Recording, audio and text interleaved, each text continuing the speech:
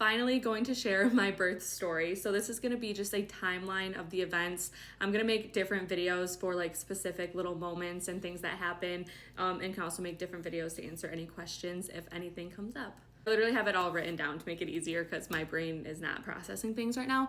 Okay, so March 4th at 10:30 p.m. is when my water broke. And at midnight, we arrived at the hospital and I got checked. They confirmed that it was my water that broke and I was only half a centimeter dilated, but my cervix was super soft and like all of that was happening. Everything was going good with my cervix, just not dilating. I was only half a centimeter. But we were admitted to a room around 1 a.m. So I labored from 1 a.m. to 4:30 a.m. without anything. And then at 4:30 is when we started Pitocin because I got checked and I was still at half a centimeter. So my body was just not dilating. So my OB was like, we got to start Pitocin.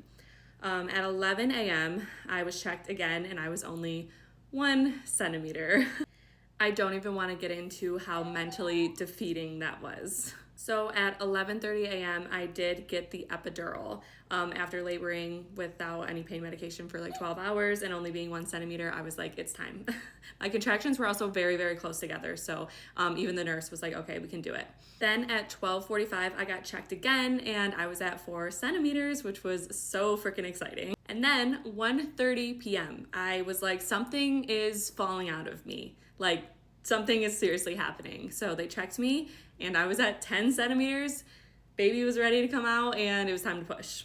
However, the OB was not there, so I had to wait a half hour to start pushing, even though baby was coming and my body was ready. Had to wait a half hour. So around 2 p.m. is when the OB arrived and I started pushing. And then at 2:26 p.m., Nellie Jo was out and into the world.